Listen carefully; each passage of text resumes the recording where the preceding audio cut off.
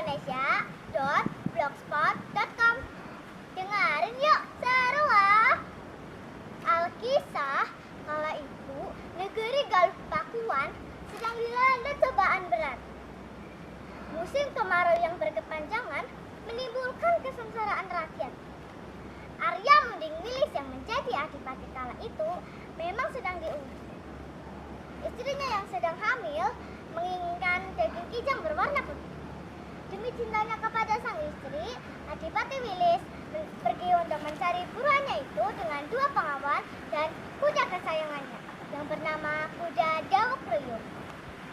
Tetapi sudah 1 bulan belum juga nampak hasilnya. Ketika mereka berburu ke arah timur, menyusuri sungai Cikandumi, sampailah sang adipati dan 2 pengawalnya itu di sebuah gerumbul yang bernama Gerumbul Gunung Ruyung. Ternyata adipati dan 2 pengawalnya itu sampai di perkampungan para berandal yang sering mengacau di kadipatennya. Adipati terpojok dan dirampok oleh Didengkot. Semua barang bawaan sang adipati dirampas, bahkan kuda kesayangannya itu dibawa oleh Abu Lawang ke Gerumbul Gunung Ruyung. Adipati yang sedang kecewa karena tidak mendapat buruannya itu pulang dengan kesedihan yang lebih mendalam ke kadipatennya. Sesampainya di kadipaten, kesedihan sang adipati terobati karena putra yang ditunggu-tunggu itu telah lahir ke dunia. Anakku telah lahir, anakku telah lahir. Semakin gembiralah ia setelah ditunjukkan adanya tanda hitam di tangan kiri bayi itu, yang konon merupakan Toh Wisnu. Artinya bayi ini kelak akan menjadi seorang yang besar, berbudi luhur dan bijaksana. Tetapi pada malam keempat kelahiran sang bayi, datanglah perampok dari Gerumbul Gunung Ruyung untuk menghancurkan dan membakar kadipaten. Untunglah sang adipati dan istri selamat, tapi putranya itu diambil oleh perampok ke markas mereka. Anakku, jangan bawa anakku, jangan bawa anakku. Sang putri pun pingsan. Suatu ketika, adipati dan istri menyamar sebagai petani kecil untuk pergi ke Gerumbul Gunung Ruyung. Tetapi niatnya dibatalkan karena terlalu berbahaya. Bayi yang masih merah itu dibawa ke Gerumbul Gunung Ruyung. Hari berganti hari, bulan berganti bulan, tahun berganti tahun. Bayi itu tumbuh menjadi seorang dewasa yang diberi nama Jakam Ruyung. Jakam Ruyung tidak suka dengan sifat orang tua angkatnya. Akhirnya dia pergi meninggalkan Gerumbul Gunung Ruyung bersama kuda Dawuk Ruyung yang merupakan milik orang tua aslinya. Dia sampai di sebuah tempat yaitu Dayuh Luhur. Di sana dia bertemu dengan seorang kakek-kakek yang bernama Kim Ranggi.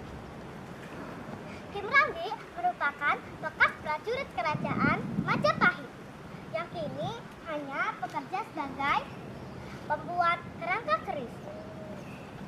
Jakam Ruyung mendapat banyak pengalaman membaca, menulis, ilmu membuat keris, serta kedikdayaan. Pada tahun ke-6, Jakam Ruyung mendapat ilham untuk pergi ke daerah timur. Di sana, dia menemukan pohon pakis aji. Dia sampai di perbatasan Kutanegara. Dia membiarkan kudanya memakan rerumputan sampai sekenyang-kenyangnya. Adipati Jakam Ruyung yang sedang beristirahat bertemu dengan seorang pemuda. Kang, apakah kamu tahu di mana letak hutan pakis aji? Di sana, Kang, di sebelah selatan Kutanegara, di sebelah timur Dukuh Cilangkap.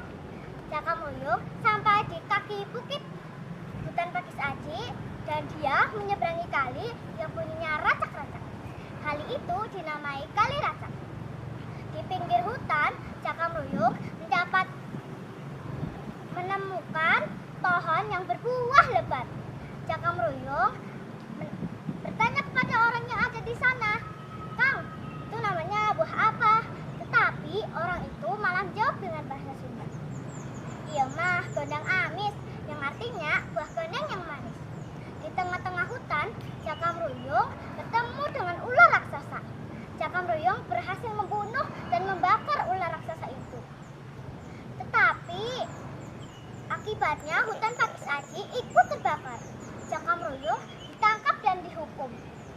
Pada masa hukumannya, Cakamruyung disukai oleh putri kedua dari Adipati Kutanegara yang bernama Putri Pandan-ayu. Cakamruyung dibebaskan. Setelah beberapa lama, Cakamruyung ikut sayembara untuk mencari senopati utama.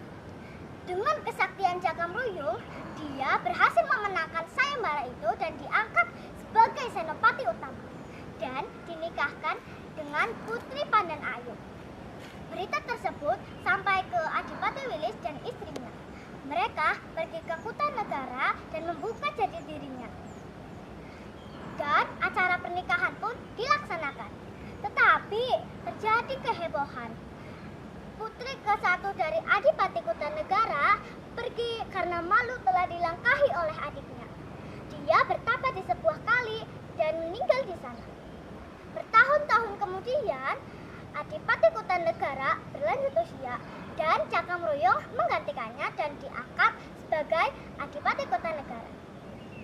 Cakamruyung tidak kerasan dan memindahkan Kutanegara ke hutan Pakis Aji yang telah ia babat, yang kini berubah nama menjadi Aji Barang.